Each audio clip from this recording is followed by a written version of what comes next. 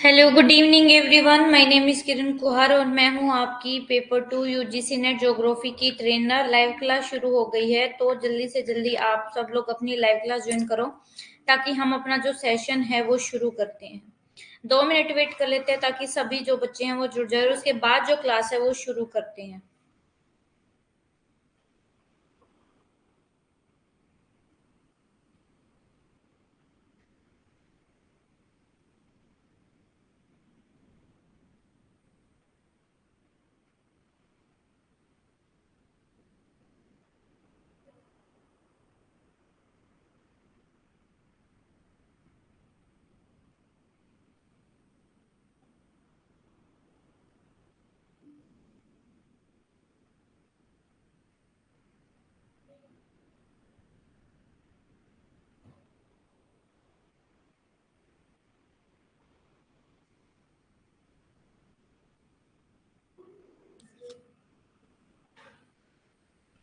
Good evening Ratilal.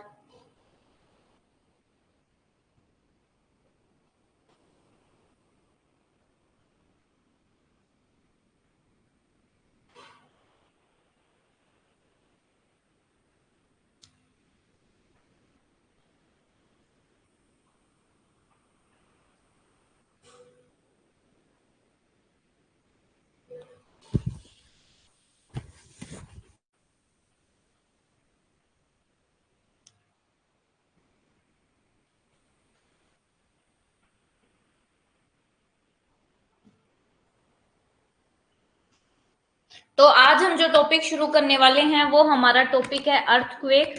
Last class में हमने अर्थ interior के बारे में पढ़ा था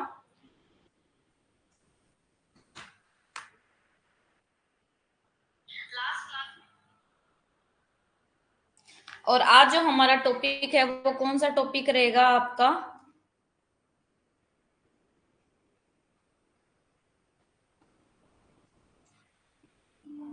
आपका टॉपिक रहेगा अर्थक्वेक। ठीक है। आई होप सबने जो प्रीवियस टॉपिक है वो सबने चेक कर लिया होगा, देख लिया होगा।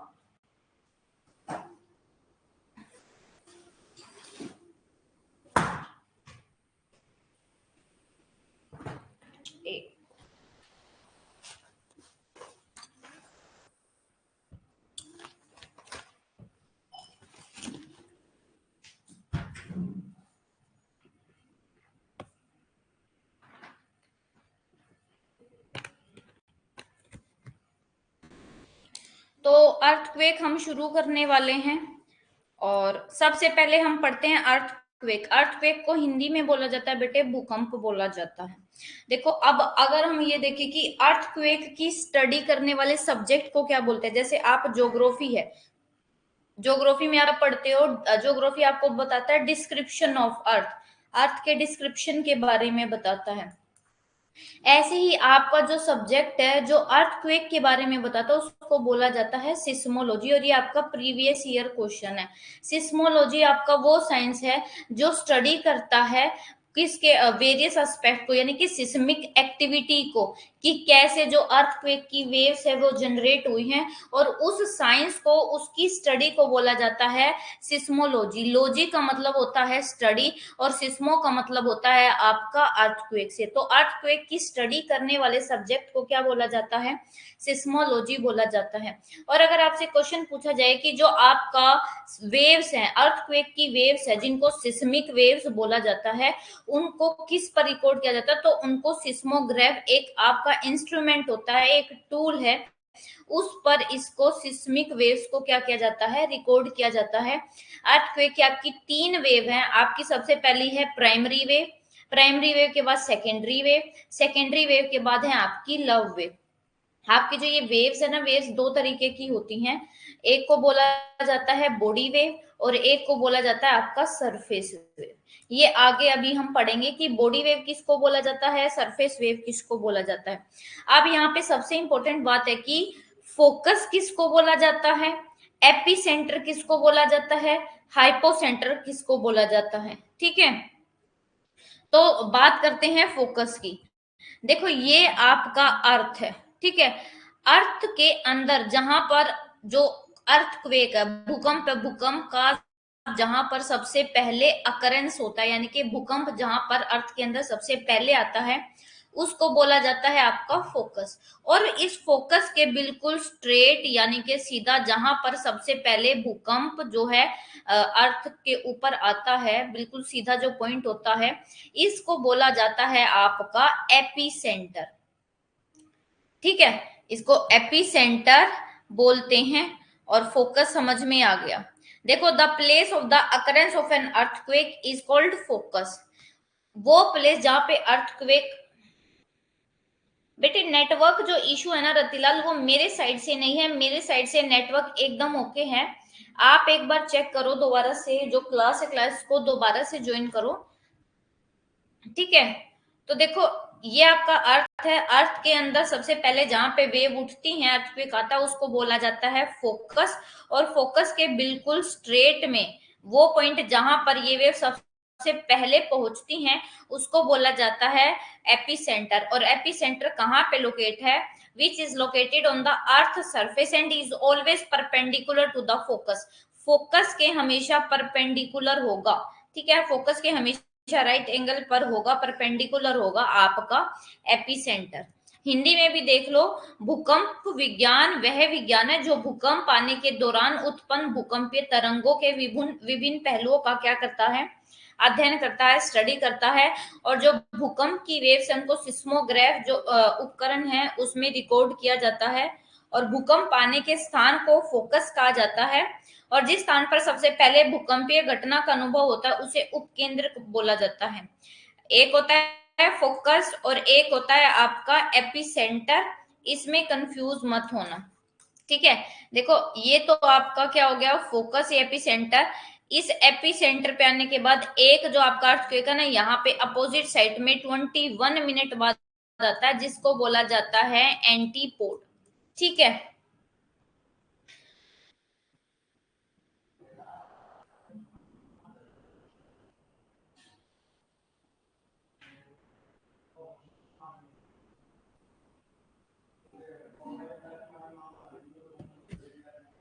जो डीपेस्ट फोकस है, मतलब कि आज तक का सबसे गहराई से आने वाला जो अर्थक्वेक है, वो 700 किलोमीटर की गहराई से, यानी कि ये आपका अर्थ है, अर्थ के सरफेस से 700 किलोमीटर की गहराई से क्या है, अर्थक्वेक का ओरिजिन हुआ है, यहां से वेव चली है। ठीक है, अभी आपको देखो बहुत सारे ट्रेमर क्या होते हैं, झटके आपको फील होते हैं।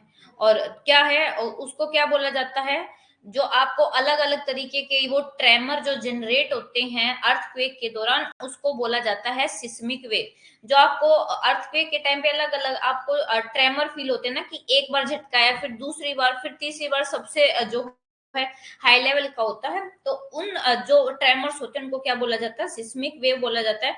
और जनरली जो आपकी सिस्मिक वेव होती है बेटे, वो 3 कैटेगरी की होती है, primary waves, secondary waves, surface waves.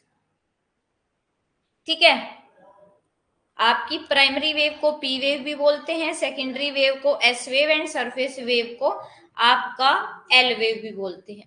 अब आपके जो ए एन स्ट्रोलर है ना, ए एन स्ट्रोलर ने जो है अर्थक्वेक के बारे में बताया है कि अर्थक्वेक इज एन वाइब्रेशन। कि अर्थक्वेक क्या है, एक वाइब्रेशन है। किस में वाइब्रेशन है? हमारे अर्थ के सरफेस पर। वाइब्रेशन या ऑस्किलेशन क्या होता है, दोलन ऐसे अर्थ के सरफेस पे। ठीक है, अर्थक्वेक एक वाइब्रेशन या दोलन है जो हमारे अर्थ के सरफेस पर होता है, जो कि किसकी वजह से होता है, डिस्टरबेंस होने की वजह से, या तो ग्रेविटेशनल इक्विलिब्रियम, यानी कि जो आपकी रोक है ना, रोक में देखो आपको मैंने थ्योरी ऑफ आइसोस्टेसी करा हुआ है। ये देखो ये आपकी रोक है, जितनी रोक ऊपर है उतनी रोक नीचे है। अगर इसका थोड़ा सा भी पार्ट क्या होता है, डिसबैलेंस होता है, तो ये अनइक्विलिब्रियम पोजीशन में हो जाती है। उसकी वजह से आपके जो है अर्थक्वेक आते हैं।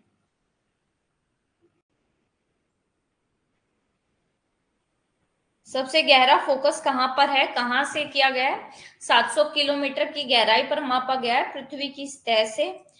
और भूकंप आने के दौरान बहुत अलग अलग जो है झटके फील होते हैं, उन झटकों को ही भूकंपीय तरंगे कहा जाता है। और आमतौर पर ये 3 तरीके की होती है, प्राथमिक, द्वितीयक और सतही लहर की। ठीक है, और जो भूकंप है वो पृथ्वी की सतह का एक कंपन या दोलन है जो चट्टान के लचीले या गुरुत्वाकर्षण संतुलन में क्या करता है। जब आप जो रॉक्स हैं अर्थ के, आपका हमें पता है कि हमारा क्या है, ये अर्थ है, अर्थ सरफेस पर बहुत सारी रॉक्स है। इस रॉक्स में क्या है, बैलेंस है। अगर इनका बैलेंस क्या हो जाता है, बिगड़ जाता है, तो उसकी वजह से आपके क्या आते हैं, अर्थक्वेक आते हैं। ये देख लो आपका, ये आपका जो फोकस है ना बेटे, फोकस को आप हाइपोसेंटर भी बोलते हो, फोकस को हाइपोसेंटर भी बोलते हो। और इस फोकस के बिल्कुल सीधा स्ट्रेट में जो आपका पॉइंट होता है उसको क्या बोलते हैं, एपिसेंटर। ठीक है, आपका क्या है, ये आपका फोकस है, फोकस के बिल्कुल ये स्ट्रेट में कौन सा है, एपिसेंटर है।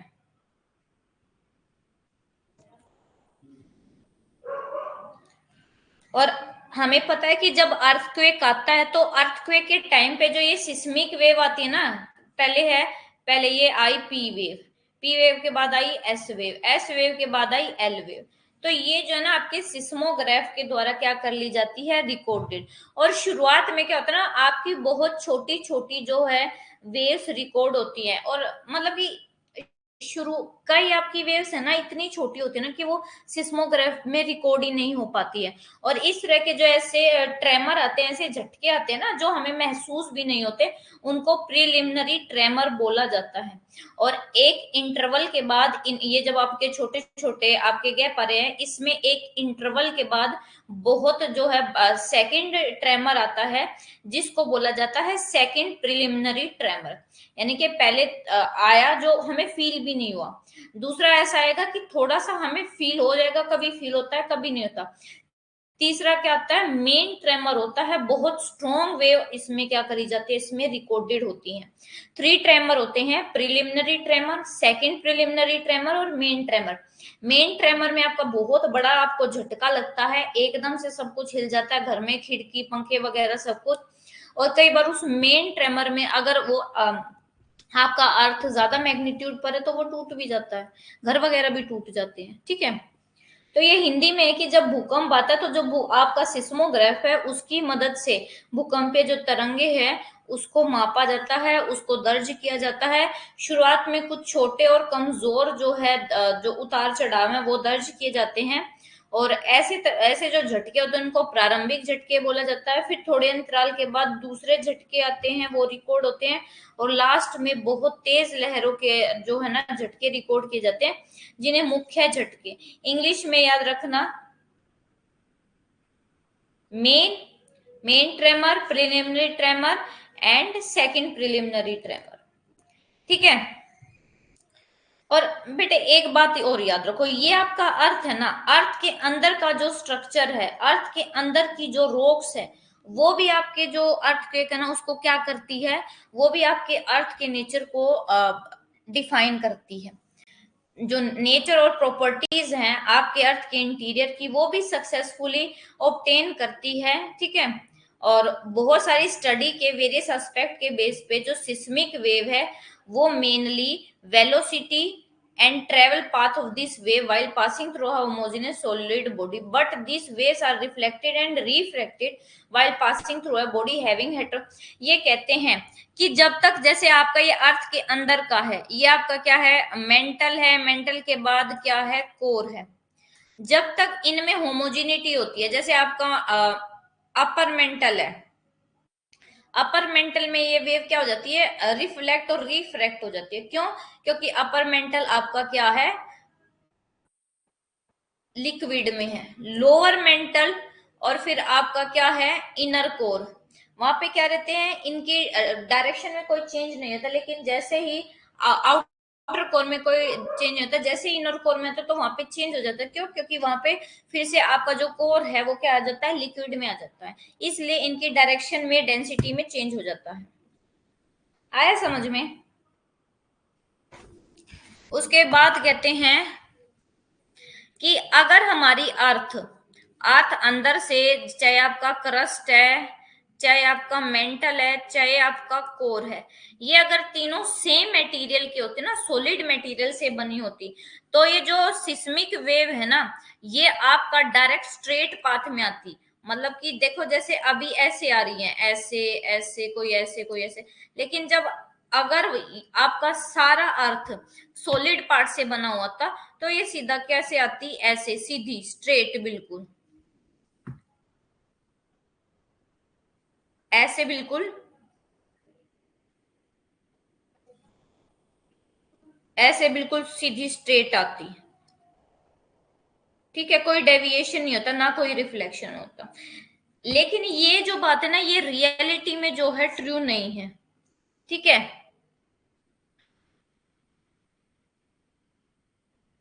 ये जो आपकी सिस्मिक वेव है ना, ये क्या है, आपकी कर्व्ड पाथ में होती है, ऐसे कर्व पाथ ले लेती हैं। ठीक है, इनका कैसे पाथ होता है, कर्व्ड और रिफ्रैक्टेड पाथ होता है। ये बेटे इनका पाथ कर्व और रिफ्रैक्टेड इसलिए होता है क्योंकि हमारी जो अर्थ है, अर्थ के अंदर का जो स्ट्रक्चर है वो होमोजीनियस नहीं है, सेम नहीं है। कहीं पे लिक्विड है, कहीं पे सॉलिड है, तो उसकी वजह से इनकी शेप में, इनकी डायरेक्शन में भी क्या आ जाता है, चेंज हो जाता है। तो ये ऑब्वियस है कि जो आपका अर्थ है, अर्थ क्या है, is not compose of homogeneous material, homogeneous material से नहीं बनी है। जबकि जो आपके अर्थ के जितनी भी लेयर, उसमें डेंसिटी में डिफरेंस है, वेरिएशंस है, जिसकी वजह से इनमें भी क्या हो जाते हैं, वेरिएशंस हो जाते हैं। उसके बाद बोलते हैं कि जो सिस्मिक वेव है ना, वो कहाँ रिफ्रैक्ट हो जाती है, एट द जैसे आपका रिफ्लेक्शन होता है, ऐसे ही क्या होता है, रिफ्रैक्शन होता है, रिफ्लेक्ट हो जाती है जहां पे डेंसिटी चेंज होती है। जैसे आपका क्रस्ट है, क्रस्ट के बाद मेंटल है, तो जैसे ही क्रस्ट से मेंटल में एंटर करेगी, तो वो क्या हो जाएगी, उसकी डेंसिटी डेंसिटी चेंज हो जाएगी दो लेयर की। जब दो लेयर के बीच की डेंसिटी चेंज, तो जो सिस्मिक वेव है उसकी भी तो जो डायरेक्शन है वो चेंज हो जाएगी। ठीक है, जब ये देखो रेगुलर चेंजेस होते रहते हैं डेंसिटी में अर्थ के अंदर, जिसकी वजह से जो आपकी सिस्मिक वेव है ना, उसकी पाथ में, डायरेक्शन में भी क्या होते रहते हैं, चेंजेस होते रहते हैं। तो जो ये सिस्मिक वेव है, ये क्या है, कनकेव है, कनकेव टुवर्ड्स द सरफेस, ऐसे हैं आपकी सिस्मिक वेव। और ये पहले बताया गया था कि जो आपकी एस वेव है ना, वो लिक्विड से पास नहीं हो सकती। ये बात हमेशा याद रखना कि जो आपकी सेकेंडरी वेव है, एस वेव है, वो लिक्विड से पास नहीं होती है। और डेप्थ स्टडी जो करते हैं सिस्मिक वेव की, ओल्डहैम ने ये बताया है, एग्जाम्पल देके बताया कि 1909 में ये बताया था कि जो एस वेव है ना, वो डिसअपियर हो जाती है, मतलब कि खत्म, दिखना बंद हो जाती है, कहाँ पे, 120 डिग्री के एंगुलर डिस्टेंस पर, यानी कि ये अर्थ के 120 से 120 इसके बीच में दिखना बंद हो जाती है।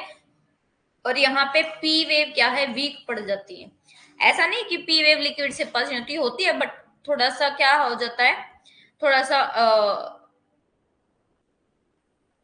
वीक पड़ जाती है ये। ठीक है,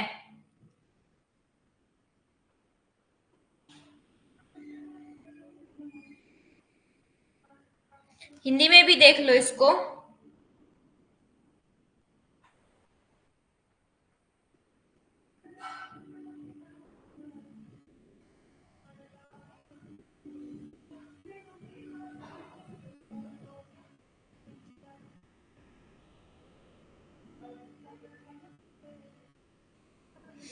ठीक है,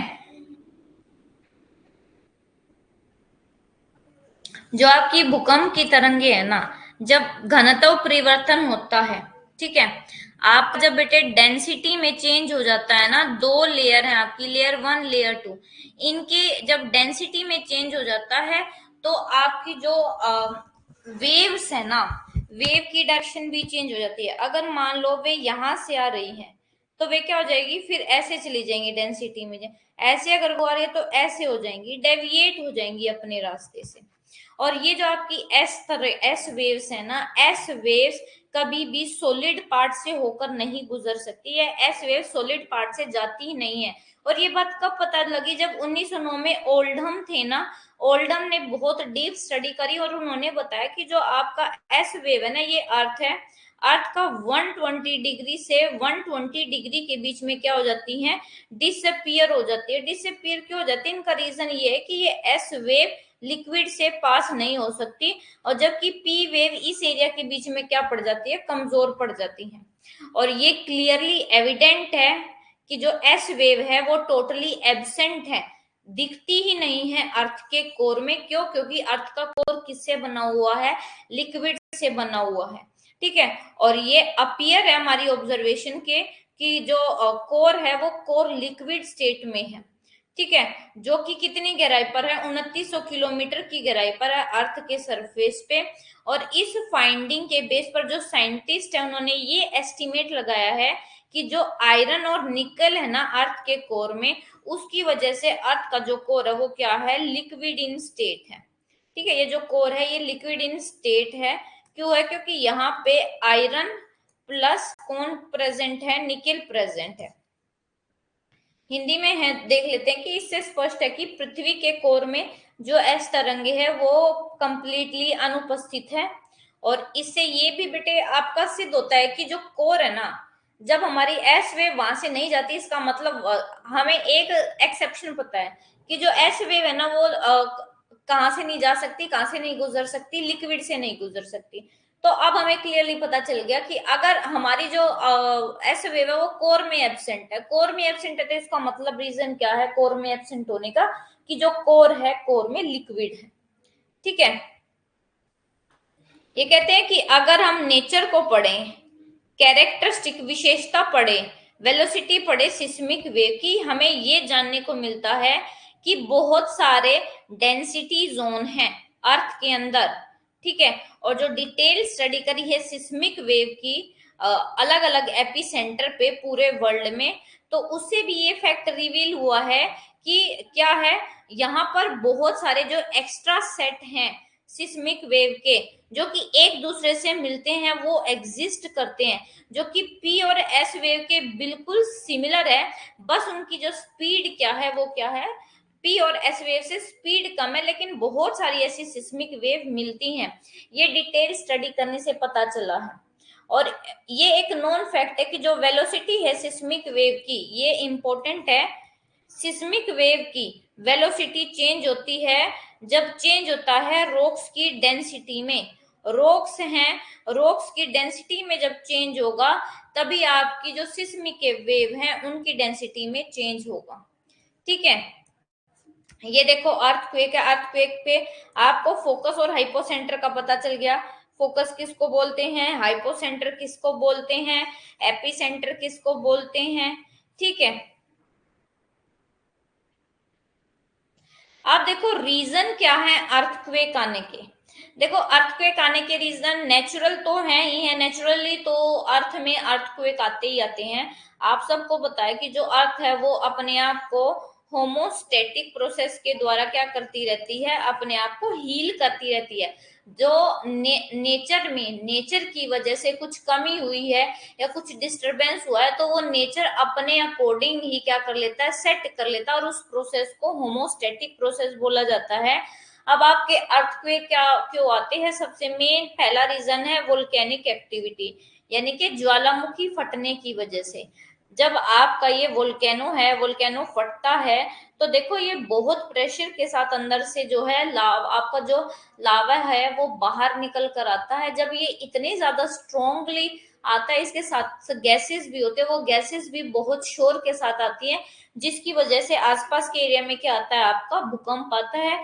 तो इस भूकंप की वजह से आपके क्या आ जाते हैं, अर्थक्वेक आ जाते हैं। और दूसरा है फोल्टिंग। फोल्टिंग बेटे जब आपकी जो प्लेट है, प्लेट एक दूसरे से दूर मूव करती है, या प्लेट एक दूसरे के पास मूव करती है, या प्लेट एक दूसरे के सहारे से निकल जाती है, तो इस केस में भी आपके क्या आते हैं, फोल्ट आते हैं। और सबसे ज्यादा फोल्ट तब आते हैं कि जब दो प्लेट एक दूसरे के पास आती हैं।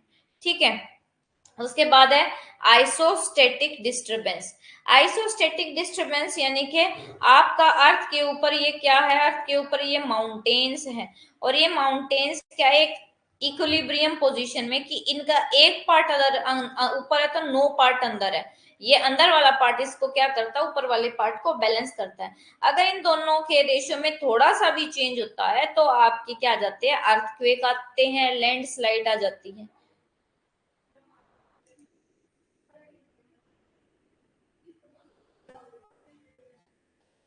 उसके बाद है आपका हाइड्रोलोड। हाइड्रोलोड जैसे हम डैम वगैरह बना देते हैं ना, तो उसकी वजह से जो आपका लैंड है ना, उस लैंड पार्ट पर लोड बहुत बढ़ जाता है कंक्रीट का, जिसकी वजह से क्या आता है, अर्थक्वेक ज्यादा आ जाते हैं। ठीक है। और उसके बाद है अर्थ सरफेस का कंप्रेशन। मान लो आपका ये क्या है, एक मिनट इसको क्लियर कर देते हैं। देखो, ये ऊपर एक प्लेट है, ये ऊपर एक प्लेट है, ये इधर नीचे की तरफ मूव कर रही है, ये ऊपर की तरफ मूव कर रही है, तो ये इससे क्या है, बीच वाला जो एरिया वो बिल्कुल कंप्रेस हो जाता है, दब जाता है, जिसकी वजह से आपके क्या आते हैं, वहां पर अर्थक्वेक आते हैं। और प्लेट टेक्टोनिक, मैंने आपको पहले भी बताया था, प्लेट तीन तरीके की होती है। पहली वो प्लेट जो एक दूसरे से दूर जाती है, दूसरी जो एक दूसरे के पास आती है, तीसरी जो एक दूसरे के पास से गुजर जाते हैं। और सबसे ज्यादा अर्थक्वेक आते हैं जब दो प्लेट एक दूसरे के पास आते हैं, भारी प्लेट हल्की प्लेट के नीचे क्या हो जाती है, धस जाती है। ठीक है। अब आपके क्या है, टाइप्स ऑफ अर्थक्वेक, अर्थक्वेक के टाइप बता रखे हैं। सबसे पहला जो अर्थक्वेक है,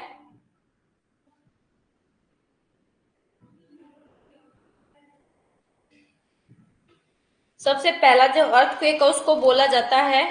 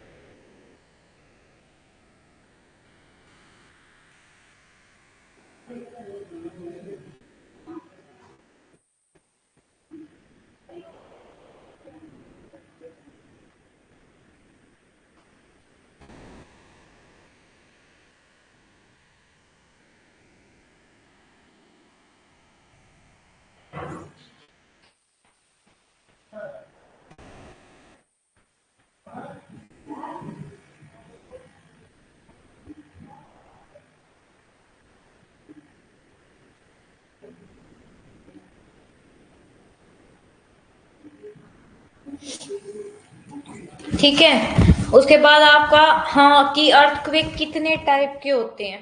तो सबसे पहले जो आपका अर्थक्वेक है उसको बोला जाता है टेक्टोनिक अर्थक्वेक। ठीक है। टेक्टोनिक अर्थक्वेक कब आते हैं, जब आपकी प्लेट मूवमेंट करती है, व्हेन प्लेट्स मूव। जब आपकी प्लेट तीन तरीके की होती है। प्लेट वन, जब दो प्लेट एक दूसरे से दूर जाती हैं। प्लेट टू, जब दो प्लेट एक दूसरे के पास आती है। तीसरा जो टाइप होता है वो होता है जब दो प्लेट एक दूसरे के पास से गुजर जाती है। ठीक है। ये जो आपका अर्थक्वेक है तो वो इन प्लेट के मूवमेंट होने की वजह से आता है। Tectonic earthquake generated due to sliding of the rocks along the fault plane. Fault plane क्या होता है, एक आपकी लाइन होती है, इस लाइन के सारे आपकी दो प्लेट खिसकते हैं, या तो ये इधर चली जाती है, ये उधर चली जाती है, या इससे ये इधर आ जाती है, ये इधर आ जाती है। ठीक है। तो इसकी वजह से जो मोस्ट कॉमनली आपके अर्थक्वेक आते हैं ना, तो वो इस टेक्टोनिक अर्थक्वेक की, टेक्टोनिक प्लेट्स की वजह से आते हैं। जैसे आपका यहाँ पर जापान है, जापान के बाद यहाँ पे पैसिफिक प्लेट है, और यहाँ पे नीचे क्या है, फिलिपाइन प्लेट है। तो जापान में इसलिए भी ज्यादा जो है आपके अर्थक्वेक आते हैं, क्योंकि जापान इन तीनों प्लेट के यहाँ पे जॉइंट पे के ऊपर स्थित है, जिसकी वजह से इन तीनों प्लेट में नीचे कोई भी गड़बड़ होती है तो उसका इफेक्ट सीधा किस पर है, जापान में पड़ता है। उसके बाद है वोल्केनिक अर्थक्वेक।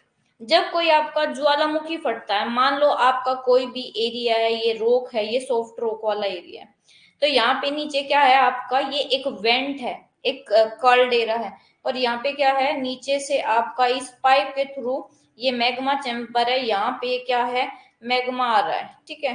तो उससे क्या होगा बेटे, आपका ये जैसे ही आपका लावा बाहर आया, ये बहुत प्रेशर से अंदर से आता है, जिसकी वजह से आसपास की जो धरती है वो सारी हिल जाती है, और उसकी वजह से आपके क्या आते हैं, अर्थक्वेक आते हैं।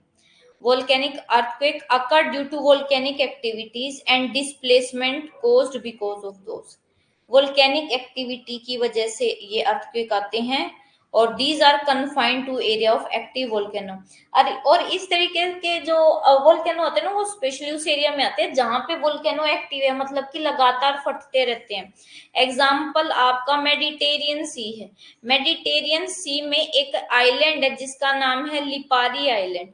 लिपारी आइलैंड पे जो सिसिली है, सिसिली में एक आपका क्या है, वोल्केनो है जिसका नाम है स्ट्रम्बोली। स्ट्रम्बोली में क्या होता है, हर 15 मिनट के बाद आपका अर्थक्वेक फटता है, ठीक है।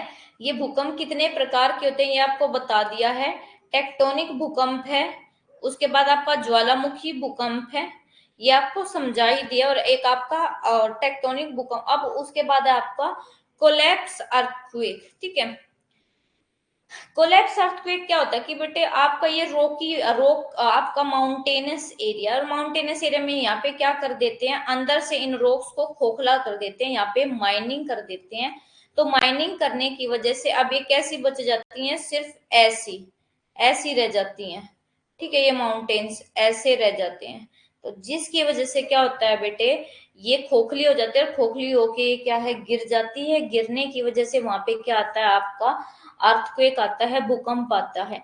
कोलैप्स अर्थक्वेक मोस्टली उस पार्ट पर होता है जहां पे माइनिंग बहुत ज्यादा होती है, बहुत ज्यादा सीवियर जब माइनिंग करते हैं तो वहां पे क्या आता है, आपका कोलैप्स अर्थक्वेक आता है।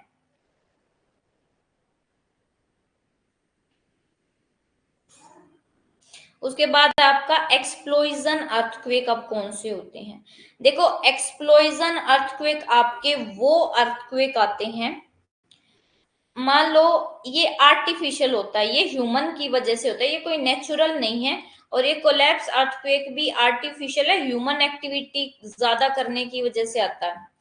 एक्सप्लोजन अर्थक्वेक कौन सा है, जब आपकी जो ग्राउंड है, आपका ये ग्राउंड है, जब यहाँ पे हम कोई न्यूक्लियर एक्सप्लोजन कर देते हैं, कोई केमिकल एक्सप्लोजन हो जाता है, तो उसकी वजह से जो आपका ये लैंड पार्ट है, इसमें क्या होती है, शेकिंग होती है, ठीक है। उस शेकिंग की वजह से ही क्या होता है, आपका अर्थक्वेक आता है। उसके बाद है आपका रेजर्वोयर इंड्यूस्ड अर्थक्वेक, ठीक है। ये रेजर्वोयर इंड्यूस्ड अर्थक्वेक भी कैसे होते हैं, आपके आर्टिफिशियल होते हैं, ह्यूमन एक्टिविटी की वजह से आते हैं। एग्जाम्पल जो इंजीनियर्स हैं, उन्होंने ये आपके दो रॉक्स के बीच में यहाँ पे क्या बना दिया, ये डैम बना दिया, ठीक है। और उन्होंने स्टडी नहीं करी कि उन्होंने पहले, जब भी आपका डैम बनता है तो उस डैम करने से पहले आपके एक स्टडी करी जाती है, एक सर्वे होता है कि यहाँ का स्ट्रक्चर कैसा है, रॉक्स कैसी हैं, ठीक है, सॉफ्ट रॉक तो नहीं है, हार्ड रॉक है, लाइमस्टोन रॉक तो नहीं है, ये सब देखा जाता है।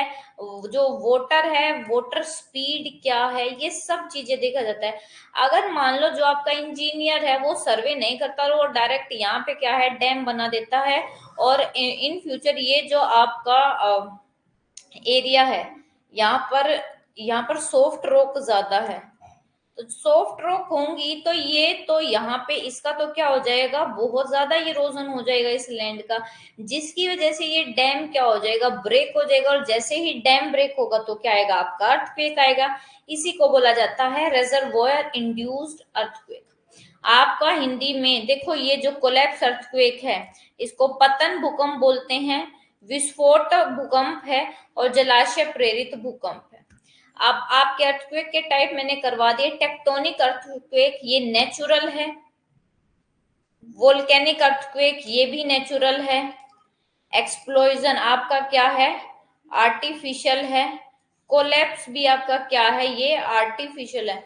जैसे आप ना बहुत बार यूट्यूब पर रील्स भी देखोगे कि कई बार ना आपकी बिल्डिंग की बिल्डिंग गिराई जाती है, तो जब वो बिल्डिंग गिरती है ना ऊपर से नीचे, तो क्या होता है, बहुत जोर से अर्थ पर शेकिंग होती है, अर्थ के सरफेस से, जिसकी वजह से क्या आ जाता है, अर्थक्वेक आ जाता है, और उसी को अर्थक्वेक बोलते हैं। अब देखो ये आपका प्रीवियस ईयर क्वेश्चन है, पेपर में पूछा गया है। अर्थक्वेक मैच द फॉलोइंग में दिया गया, यहाँ पे लिस्ट 1 लिस्ट 2 में दिया गया था कि फोकस के अकॉर्डिंग आपको मैच करने थे और एक ऑप्शन चूज करना था। अब अर्थ के फोकस यानी कि गहराई के आधार पर अर्थक्वेक को 3 जोन में डिवाइड किया गया है, शैलो अर्थक्वेक, इंटरमीडिएट अर्थक्वेक और डीप अर्थक्वेक। शैलो अर्थक्वेक कौन से होते हैं, जो बहुत गहराई से नहीं होते, यानी कि जिनकी गहराई कम होती है। आपका शैलो अर्थक्वेक की जो जो फोकस है, जो गहराई है, वो 0 से 50 किलोमीटर की गहराई से उसका ओरिजिन होता है। इंटरमीडिएट अर्थक्वेक वो अर्थक्वेक होते हैं जिनकी गहराई 50 से 250 किलोमीटर के बीच में है। और डीप अर्थक्वेक वे अर्थक्वेक हैं जिनकी गहराई 250 से 700 किलोमीटर है। मैक्सिमम जो फोकस है, फोकस 0 से 700 होगा, और इसी के बेस पे 3 तरीके के आपके अर्थक्वेक हैं। शैलो अर्थक्वेक जो कि 0 से 50 किलोमीटर है, इंटरमीडिएट अर्थक्वेक जो कि 50 से 250 है, और डीप अर्थक्वेक जो कि 250 से 700 मीटर के बीच में है। हिंदी में भी दे रखा है कि फोकस की, देखो आपको फोकस मैंने बता दिया, फोकस क्या होता है। फोकस को आप हाइपोसेंटर भी बोलते हो, और एक आपका होता है एपिसेंटर, एपिसेंटर भी बता दिया, और एक आपका बता दिया एंटीपोड क्या होता है, ये सब मैं आपको बता चुकी हूँ। और इसके बेस पर 3 जोन में बांटा गया, उथला, मध्यवर्ती और गहराई। इन पे बेस पर 0 से 700 किलोमीटर के बीच में है। ठीक है, उथले भूकंपों का फोकस 0 से 50, मध्यवर्ती भूकंपों का 50 से 250, और गहरे भूकंपों का फोकस 250 से 700 इसके बीच में होता है। ये देखो आपके शैलो फोकस कैसे आएंगे, जब आपकी ये देखो ये एक प्लेट है, 2 प्लेट एक दूसरे के पास आ रहे हैं, ये प्लेट थोड़ी सी ऐसे टच हुई, तो यहां से जो भूकंप का ओरिजिन होगा उसको बोला जाता है शैलो फोकस। फिर आपकी प्लेट थोड़ी सी और नीचे चली गई और ये प्लेट थोड़ी सी और ऊपर आ गई, तो वहां पे जब आपका फोकस ओरिजिन होगा अर्थक्वेक का, तो होगा इंटरमीडिएट। और बहुत गहराई में जाकर जब प्लेट पिघलते तो तब आते आपके डीप फोकस जो कि 700 किलोमीटर के आसपास होता है। ठीक है, अब आपकी सिस्मिक वेव के टाइप है, जिसको पी वेव, एस वेव भी बोला जाता है। देखो आपकी पी वेव, एस वेव, आपकी लव वेव और रेलेग वेव। जो ये पी वेव और एस वेव होती है, इनको क्या बोला जाता है, बॉडी वेव। बॉडी वेव क्यों बोला जाता है, क्योंकि ये आपका अर्थ है, अर्थ की बॉडी के अंदर ही रहती है, कभी भी अर्थ के सरफेस पर नहीं आती। जबकि आपकी ये दोनों क्या है, सरफेस वेव है, ये पृथ्वी के सरफेस पर चलती है, और सबसे ज्यादा डिस्ट्रक्शन भी ये लव वेव करती है, सबसे लेट आती है और सबसे ज्यादा डिस्ट्रक्शन करती है। अब इसमें देखो सिस्मिक वेव में body wave, surface wave. Body wave में आपका longitudinal P wave, transverse wave. देखो लॉन्गिट्यूडनल क्या होती है, ऐसे स्ट्रेट, ट्रांसवर्स कैसी होती है, 90 डिग्री पर होती है। एल वेव ये है आपका। अब सबसे पहले है प्राइमरी वेव। देखो प्राइमरी वेव को हम लॉन्गिट्यूडनल और कंप्रेशनल वेव भी बोलते हैं, या सिंपली आप पी वेव भी बोलते हो, क्योंकि ये जो साउंड वेव्स होती है ना, साउंड वेव ऐसे चलती हैं, अगर यहाँ से कुछ बोला तो सीधा ऐसी जाएंगी, तो इसको क्या बोला जाता है, प्राइमरी वेव, या ये साउंड वेव की तरह दिखती है। तो ये देखो ये आपको कीवर्ड दे दिया जाएगा कि कौन सी वेव है जो साउंड वेव की तरह होती है, तो वो आपकी प्राइमरी वेव होती है, जहां पे particle, wherein particle move both to and from the line of the propagation, यानी कि यहां से, जहां से बोला है एंड तक, वहां तक क्या जाएगी, ये मूव करेंगे पार्टिकल। देखो जो सबसे ज्यादा जो स्पीड होती है वो पी वेव की होती है।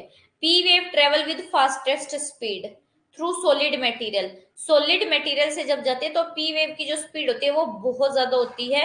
ये भी ये है कि जो आपकी पी वेव है ना, ये लिक्विड से भी पास हो सकती है, लेकिन डिफरेंस इतना आ जाता है कि बेटे कि जब ये लिक्विड से पास होती है ना, तो इसकी जो स्पीड है ना वो कम हो जाती है एज कंपेयर टू इसकी सॉलिड मटेरियल में जब ये जाती है तो स्पीड ज्यादा, लेकिन जैसे ही लिक्विड में आते हैं तो ये वीक पड़ जाती है। उसके बाद है सेकेंडरी वेव। प्राइमरी वेव के नाम याद रखना, कंप्रेशनल वेव, लॉन्गिट्यूडनल वेव। उसके बाद है सेकेंडरी वेव। सेकेंडरी वेव में जो मटेरियल है वो 90 डिग्री पर मूव करते हैं ऐसे, ठीक है, इसलिए इनको ट्रांसवर्स या डिस्टोर्शनल और सिंपली एस वेव भी बोलते हैं।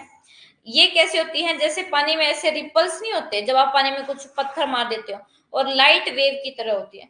तो आपसे क्वेश्चन पूछा जाएगा कि कौन सी वेव है जो कि वाटर रिपल्स या लाइट वेव की तरह होती है, जिसमें जो पार्टिकल्स हैं वो राइट एंगल, ये रेज हैं, रेज के राइट एंगल पर मूव करते हैं। ठीक है, ये आपका क्या है?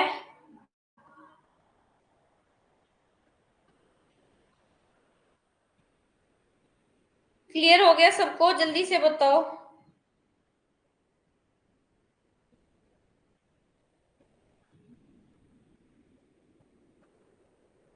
2 मिनट का वेट ले लेते हैं, उसके बाद शुरू करती हूँ, जल्दी से बताओ।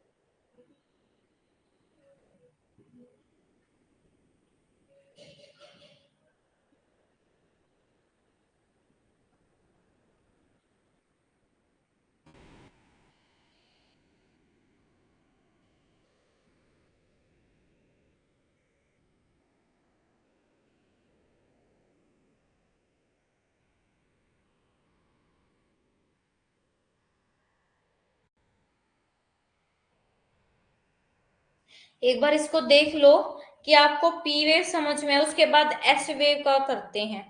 एस वेव आपको दोनों करवा दी है ना मैंने।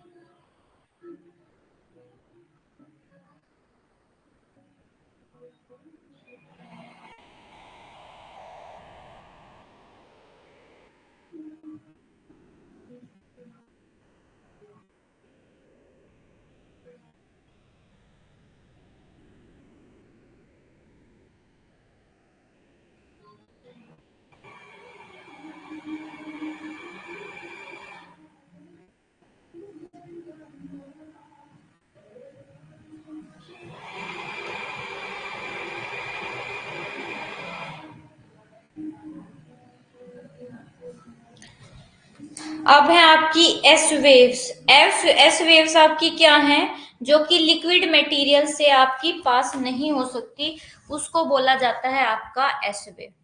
ठीक है, अब आपने बॉडी वेव्स के बारे में तो पढ़ लिया कि बॉडी वेव्स में आपकी एक पी वेव है, एक एस वेव है।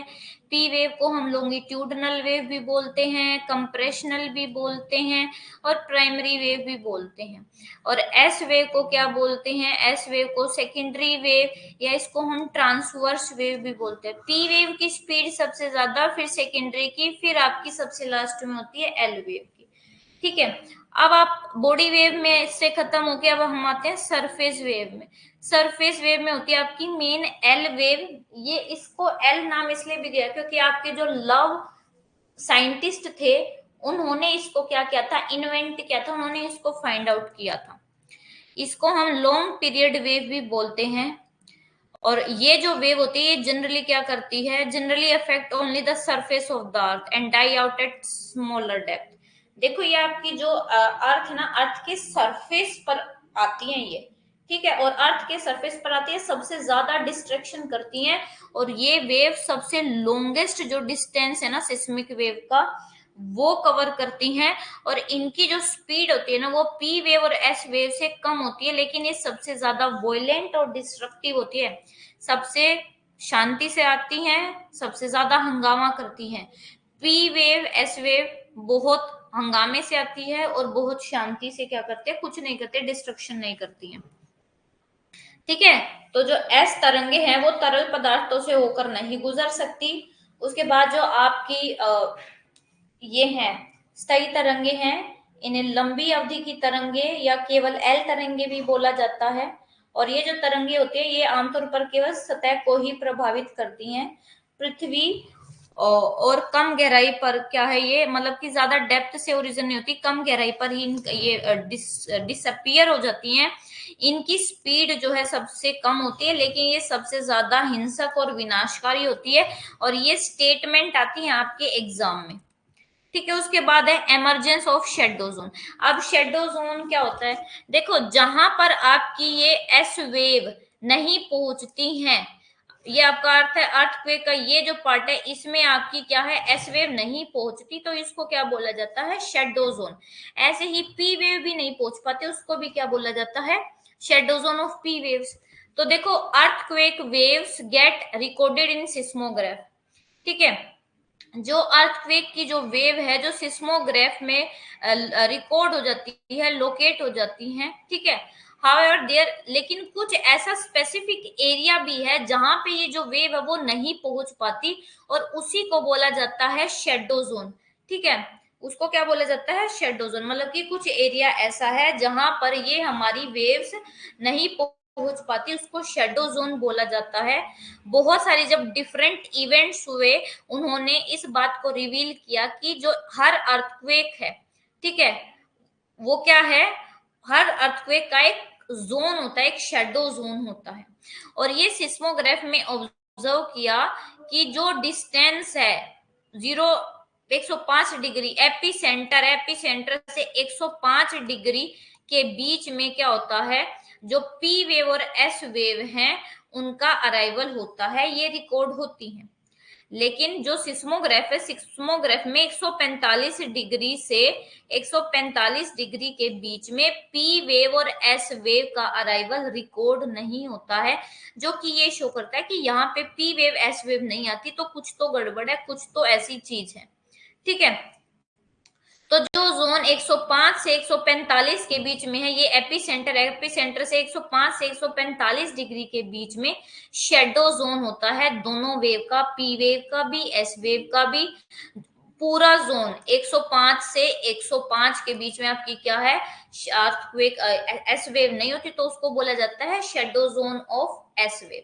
ठीक है, तो शेडो जोन जो है एस वेव का वो ज्यादा बड़ा है पी वेव्स के। जो शेडो जोन है पी वेव का वो क्या है, 105 से बस 100, ये अर्थ है, अर्थ में 105 से 145 इतनी है। वही अगर आप एस वेव का देखोगे तो वो 145 से 105 से 145, 105 से 145 नहीं, 145 से 145 है। ठीक है, तो जो शेडो जोन है एस वेव का वो क्या है, is not only larger in extent but it is also little over 40% of the earth surface. कहते हैं कि एस वेव एरिया में ही बड़ा नहीं, ये अर्थ के सरफेस से भी 40% ज्यादा जो है ना इसका शेडो जोन है। ये देखो, ये आपका क्या है, एस वेव। कोई डायरेक्ट यहाँ पे ये 105 से 105 के बीच में कोई डायरेक्ट आपकी एस वेव रिकॉर्ड नहीं होती है।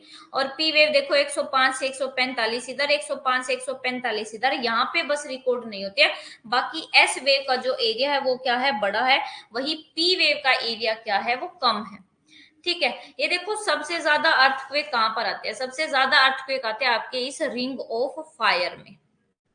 सबसे ज्यादा अर्थक्वेक आते हैं इस रिंग ऑफ फायर में। आने का रीजन क्योंकि यहाँ पे डिस्ट्रक्टिव प्लेट्स होता है, यानी कि दो प्लेट एक दूसरे के पास आती है, तो यहाँ पे डिस्ट्रक्शन ज्यादा होता है। इसकी वजह से यहाँ पे सबसे वर्ल्ड के सबसे ज्यादा अर्थक्वेक यहीं आते हैं।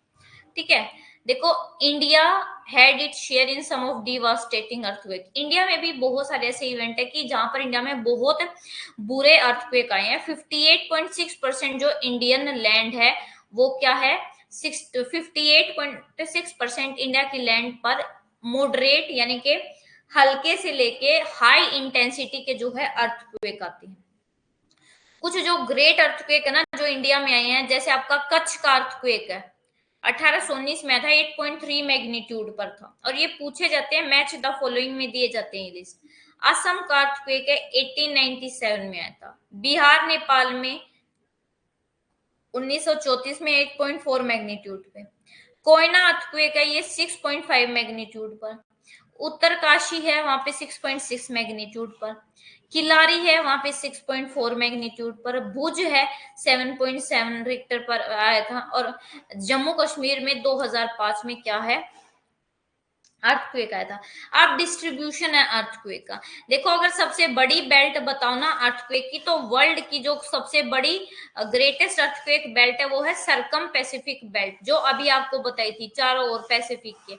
इस वाली बेल्ट में पूरे वर्ल्ड के 63 से 65% के बीच में क्या आते हैं, अर्थक्वेक आते हैं। इसलिए इसको रिंग ऑफ फायर भी बोला जाता है। ये बेल्ट यहाँ पे क्यों आते हैं सबसे ज्यादा, क्योंकि यहाँ पे क्या है आपका सबडक्शन जोन है, दो प्लेट एक दूसरे के पास आती हैं, जिसकी वजह से यहाँ पे क्या है अर्थक्वेक ज्यादा आता है। सेकंड है आपकी एल्पाइड अर्थक्वेक बैंक, अफ्रीका के यहाँ से और एशिया के यहाँ से। इसको मिड कॉन्टिनेंटल बेल्ट भी बोलते हैं। ये जावा से सुमात्रा, आपका जावा है, जावा से सुमात्रा के बीच में है। और जावा से लेके सुमात्रा, सुमात्रा से फिर हिमालय और मेडिटेरियन और अटलांटिक ओशियन से शुरू होती है, और वहां नीचे एशिया में सुमात्रा तक है। 21% जो वर्ल्ड के लार्जेस्ट अर्थक्वेक आते हैं वो यही से आते हैं। ठीक है, तो जो थर्ड प्रोमिनियंट बेल्ट है वो क्या है आपका मिड एटलांटिक रीजन, यानी कि अटलांटिक ओशन में आपके क्या आते हैं, सबसे ज्यादा अर्थक्वेक आते हैं। ठीक है, यहाँ पे दो प्लेट एक दूसरे से दूर जाती हैं। यहाँ पे क्या आता है आपका एफ्यूजिव, यानी कि एफ्यूजिव क्या होता है, लावा शांति से निकलता है यहाँ पे। ठीक है, तो यहाँ पे अर्थक्वेक भी क्या आते हैं, शैलो अर्थक्वेक आते हैं। ठीक है, देखो इस वाली बेल्ट में सबसे ज्यादा क्या आते हैं बेटे, अर्थक्वेक आते हैं, इसलिए इसको ring of fire. Second belt आपकी यहां से शुरू होती है और यहां से आके यहाँ पे खत्म होती है, इसको बोला जाता है आपकी मिड कॉन्टिनेंटल बेल्ट या एल्पाइड बेल्ट। थर्ड बेल्ट है आपकी ये, इसको बोलते हैं एटलांटिक बेल्ट। ठीक है, अच्छा अब रीजन क्या है अर्थक्वेक में, रीजन इंडिया में अर्थक्वेक आने के, पहला रीजन तो है ये हिमालयन बेल्ट, कि आपके ये हिमालय है और हिमालय अभी भी बन रहे हैं, जिसकी वजह से यहाँ पे अभी भी आपको देखते हो कि नॉर्दर्न पार्ट में अर्थक्वेक ज्यादा रहे, इसी रीजन से। ठीक है, दूसरा जो सी फ्लोर डिस्प्लेसमेंट, यानी कि समुद्र जो है वो फैल रहा है, दो प्लेट एक दूसरे से दूर जा रहे हैं, जिसकी वजह से समुद्र का एरिया बढ़ रहा है। ठीक है, इसकी वजह से। और डेक्कन प्लेटू, कुछ जो साइंटिस्ट है ना वो इस थ्योरी पर आए हैं कि जैसे आपका लाटूर और ओसामाबाद है, लाटूर ओसामाबाद है महाराष्ट्र में, भीमा है, यहाँ पर अब आपके जो है अर्थक्वेक आने लगे हैं। ठीक है, उसके पीछे भी रीजन नहीं पता लगा है, तो ये रीजन है। यहाँ पे तो देखो ये आपका हिमालय बन रहा है, ये ऊपर से यूरेशियन प्लेट और नीचे से इंडियन प्लेट, ये इधर की तरफ मूव कर रही है, ये इधर की तरफ मूव कर रही है, जिसकी वजह से कंप्रेशन हो रहा है, दबाव बढ़ रहा है और आपका अर्थक्वेक आ रहा है। अगर सिस्मिक जोन देखें इंडिया के तो 59% जो इंडिया का लैंड है वहां वो क्या है, वो रिस्क में है, डैमेज में है। ये देखो वैसे तो 5 जोन है बट आपके 2 जोन को मिलाकर एक ही कर दिया गया। जोन 5 बहुत हाई रिस्क वाला एरिया है, ये क्या है, ये रेड वाला, ये मोस्टली आपका हिली एरिया है। जोन 4 क्या है, ये यही वाला है थोड़ा सा। फिर जोन 3 है मॉडरेट रिस्क है, यहाँ पे ज्यादा अर्थक्वेक नहीं आते। और जोन 2 में क्या है आपका, बिल्कुल ही रिस्क नहीं है। ठीक है, जोन 2 में आपका कौन सा, देखो ये वाला पार्ट है, कुछ ये वाला पार्ट है। और ये आपका कौन से में आता है, जोन 3 में आता है। ठीक है, अब अर्थक्वेक को मेजरमेंट कैसे करते हैं, तो देखो आपका सिस्मोमीटर में मैनेजमेंट होता है, मेजरमेंट होता है, ये तो पता ही है आपको। और मैग्नीट्यूड और इंटेंसिटी में मेजर किया जाता है। इंटेंसिटी का मतलब है कि कितनी ज्यादा एनर्जी रिलीज हुई है एक तरीके से। ठीक है, तो जो मैग्नीट्यूड है ना स्केल का, उसको रिक्टर स्केल पे मेजर करते हैं। और मैग्नीट्यूड का आता है कि जब अर्थक्वेक आया तो अर्थक्वेक ने कितनी एनर्जी रिलीज करी, वहां पर उसको बोला जाता है मैग्नीट्यूड। और ये 0 से 10 नंबर के बीच में होता है।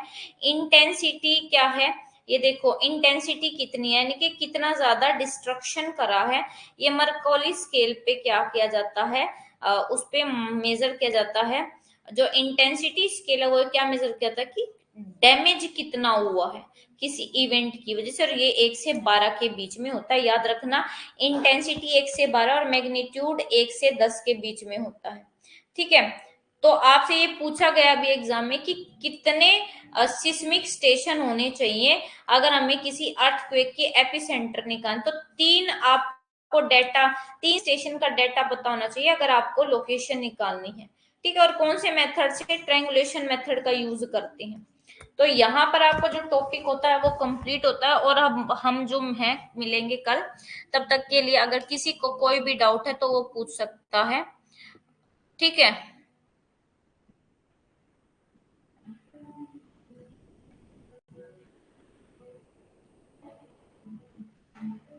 ठीक है, अगर कोई भी इश्यू है, आपको कुछ समझ नहीं आता है तो आपको बता दिया जाएगा। और आपकी जो फाइल्स हैं वो अपलोड कर दी जाएंगी आज।